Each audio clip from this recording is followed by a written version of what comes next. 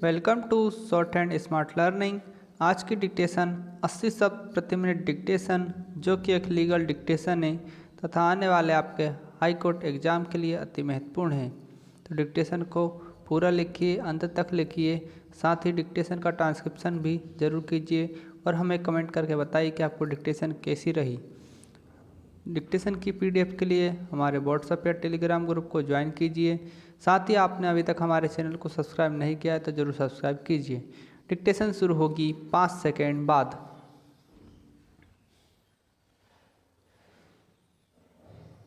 Start.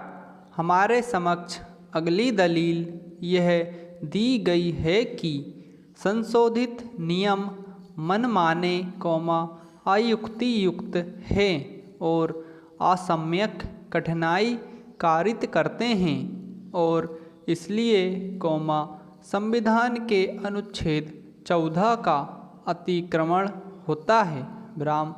भले ही अपीलार्थियों को अनुच्छेद 19(1) की संरक्षण उपलब्ध ना हो, तो भी नियमों में निसंदेह अनुच्छेद 14 का समाधान होना आवश्यक है, जो कि मनमानी कार्रवाई के विरुद्ध एक प्रत्याभूति है। विराम। तथापि ध्यान देने वाली बात यह है कि यहाँ अनुच्छेद 14 के अधीन जो चुनौती दी जा रही है वह कार्यपालिका नहीं है, अपितु प्रत्यायोजित विधान है। विराम। मनमानी कार्रवाई की कसौटियाँ जो कार्यपालिका कार्रवाइयों पर लागू होती है, वह आवश्यक रूप से प्रत्यायोजित विधान पर लागू नहीं होती है। विराम। इसलिए कि प्रत्यायोजित विधान को अभिखंडित किया जा सके, ऐसा विधान प्रकट रूप से मनमाना होना चाहिए, ऐसी विधि हो जिसके बारे में युक्तियुक्त रूप से यह प्रत्याशा ना की जा सकती हो कि वह विधि निर्मित करने की शक्ति से प्रत्यायोजित प्राधिकार से उत्पन्न हुई है। विराम।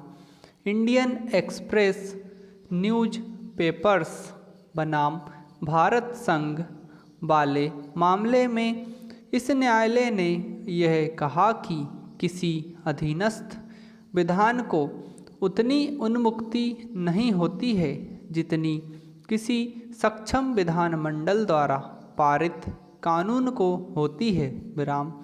किसी अधीनस्थ विधान को अनुच्छेद 14 के अधीन इस आधार पर प्रश्नगत किया जा सकता है कि यह अयुक्तियुक्त है, अयुक्तियुक्त इस अर्थ में नहीं कि वह युक्तियुक्त नहीं है, अपितु इस अर्थ में कि यह प्रकट रूप से मनमाना है। विराम। इंग्लैंड में विधि और भारत में विधि के बीच तुलना करते हुए न्यायालय ने यह भी मत व्यक्त किया कि इंग्लैंड में न्यायाधीश यह कहेंगे, संसद का कदापि यह आशय नहीं था कि प्राधिकारी ऐसे नियम बनाए, वे अयुक्तियुक्त और अधिकारातीत हैं। विराम। भारत में मनमानापन अलग आधार नहीं है, चूँकि यह संविधान के अनुच्छेद 14 की वर्जना के अंतर्गत आता है। विराम। किंतु अधीनस्थ विज्ञान इतना मनमाना होना चाहिए कि उसे कानून के अनुरूप नहीं कहा जा सके या इससे संविधान के अनुच्छेद 14 का उल्लंघन होता हो। विराम। पैरा।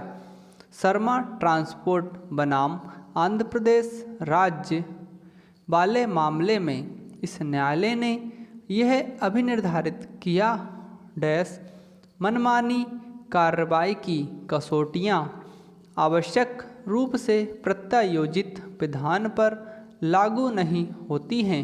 विराम किसी प्रत्यायोजित विधान को मनमाना होने के कारण अभिखंडित करने के लिए यह सिद्ध किया जाना चाहिए कि इसमें प्रकट मनमानापन है। विराम इसे मनमाना वर्णित किए जाने के लिए कोमा यह दर्शित किया जाना आवश्यक है कि यह युक्तियुक्त नहीं है और प्रकट रूप से मनमाना है। विराम मनमाने रूप से अभियुक्त से अभिप्रेत है। विराम आयुक्तियुक्त रीति में कोमा स्वेच्छाचारिता या मनमर्जी से नियत या किया गया कोमा पर्याप्त अवधारित सिद्धांतों के बिना वस्तुओं की प्रकृति पर आधारित न होना, अतसंगत तर्कणा या निर्णय के अनुसार नहीं किया गया, मात्र इच्छा पर निर्भर है। विराम समाप्त। दोस्तों आप लोगों को डिक्टेशन पसंद आई हो तो इसे ज़्यादा से ज़्यादा शेयर करें, साथ ही हमारे चैनल को जरूर सब्सक्राइब करें ताकि आपको इसी तरह के डिक्टेशन और एग्ज़ाम संबंधी नोटिफिकेशन प्राप्त होती रहे।